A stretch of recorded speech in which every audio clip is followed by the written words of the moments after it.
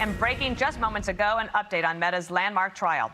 States that filed the lawsuit and Meta agreeing to settle claims that the company's social media platforms harmed children. This is breaking news, and it could mean a lot of different things. Jonathan Turley, thankfully, is joining us now. Jonathan, what did you think when you first heard the news?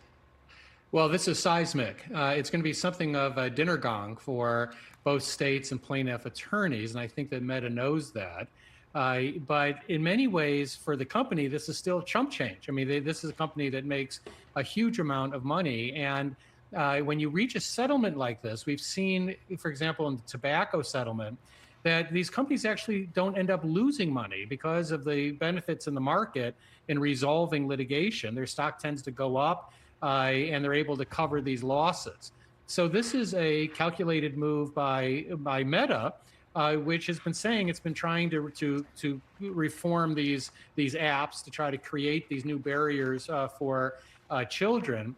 And I think that they view this as a better way to go in forward. Can I jump in real quick, Jonathan, because there was one other thing. So it's $16.6 billion, yes, but it also requires Meta to create these additional tools for parents and guardians to help protect their children online. I don't have exact details. We had the Attorney General of Kentucky, I believe, who was here last week trying to explain this to us. But at least there will be, in addition to the money. But the issue here for Meta was that legally they had some very good arguments to make here.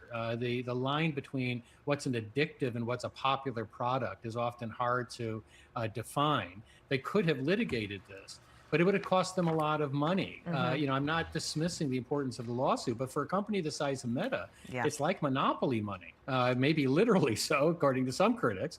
They made this amount of money like just a minute ago.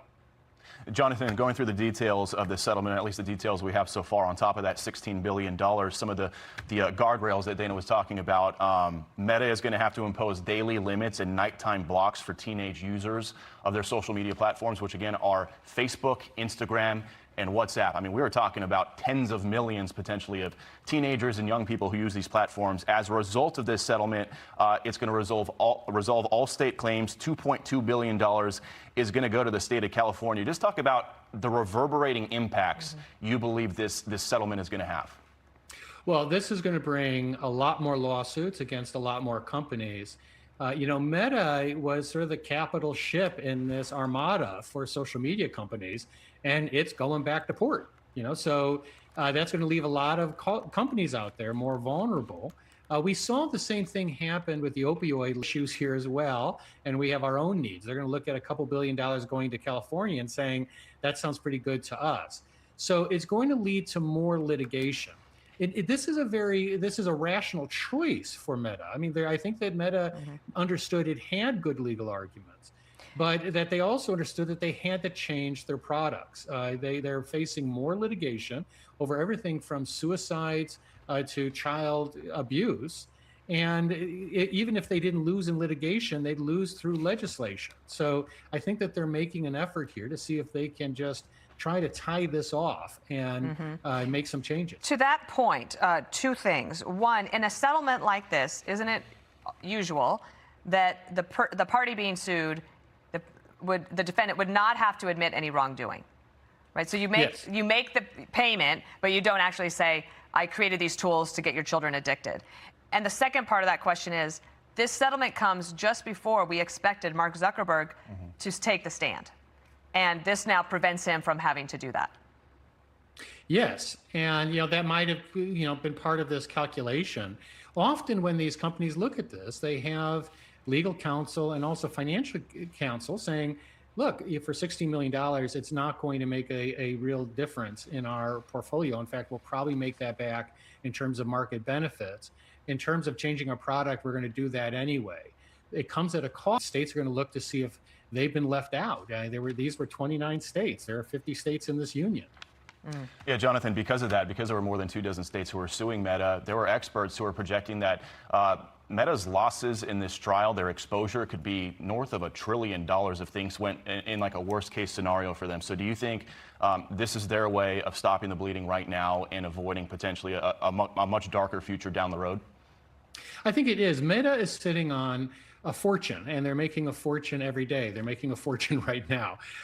So the financial aspects to this is not particularly daunting. In fact, I don't even think it concentrated their minds much. And since they're going to do these product changes, they're going to do that as well. But also Meta have these products that people love. People love social media, and so do young people. And there's still going to be this unanswered question. I was very skeptical about aspects of this lawsuit. I think it was hard for me to see where we would draw the line between products that are uniquely popular and products that are so-called addictive. And what Meta's doing here is saying, look, let's focus on the group that we're concerned with in this litigation, that is children. We will do what we can. But the fact is that this is a ubiquitous product. I'm not too sure how much these fixes are going to fix the problem. Right. The problem is that this is a technology that's been on this crusade to make sure that there's not phone in schools, and also about this social media addiction. And I mentioned that we had the Kentucky Attorney General last week. His name is Russell Coleman. He actually joins us by phone right now as this breaking news comes in that Meta has agreed to settle this lawsuit with the 20 states that brought the case. Kentucky is one of them. Russell, tell me your thoughts as you learned that this was going to be the outcome before Mark Zuckerberg took the stand. Well, this is a hard-fought outcome by 29 states, about half the states in the country, sitting in a courtroom across from Meta. It's a great day, Dana. It's a great day for kids. By this win, we're making the internet safer for a generation of our kids. And of course, there are limitations. It applies to these 29 states, and we're talking about 10 years. But look, this is a huge win for making the internet safe for millions of kids, for a generation, really. Russell, as part of this settlement, we're reading one of your press releases here. It sounds like Meta's going to have to impose a block on social media use for teenagers, children, between the hours of midnight and 6 a.m. So I would imagine that's an effort to get some of these young kids, maybe in middle school, high school, off of Instagram in the middle of the night, scrolling endlessly, being bombarded by algorithms and people with filtered photos. Just tell us your thoughts on some of the guardrails that are going to be coming out of this settlement. Well, for one, these changes are better than what we would have received had we have won in court. That's the remarkable aspect of this settlement. And what you mentioned was that strip the ability of our kids to use these damaging cosmetic surgery filters. And hey, let's limit the doom scrolling. Let's create productive pauses to encourage the kids to stop doom scrolling. This is stuff that is empowering parents, and that's the goal, coming alongside parents. At the end of the day, parents are ultimately the best defense. They're the last line. They're the first line of defense. But parents were at such a disadvantage fighting this technology. Our goal was to empower parents, and that is what we achieved here today. Jonathan Turley talked about this being a dinner bell, which basically says, like, here comes everybody else.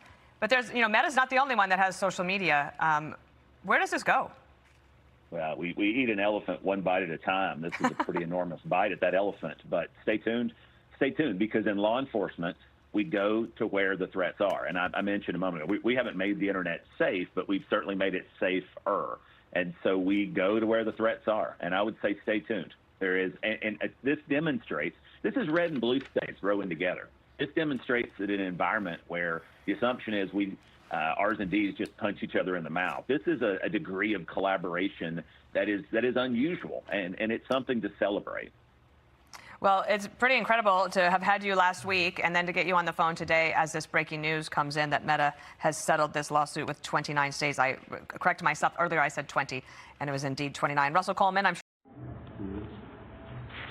Fox News, officially the Fox News Channel, is a prominent American multinational conservative news and political commentary television channel and website. Here is a quick overview of what it is and what it does.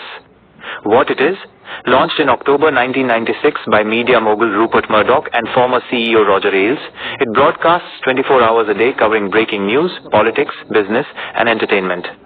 Audience and stance: it is widely recognized as the most watched cable news network in the United States. Its programming and commentary lean heavily toward a conservative political viewpoint, often aligning with or supporting the Republican Party and conservative causes. Popular programming: the network features daytime straight news reporting alongside prominent primetime opinion and talk shows such as Fox and Friends, Hannity, and The Five.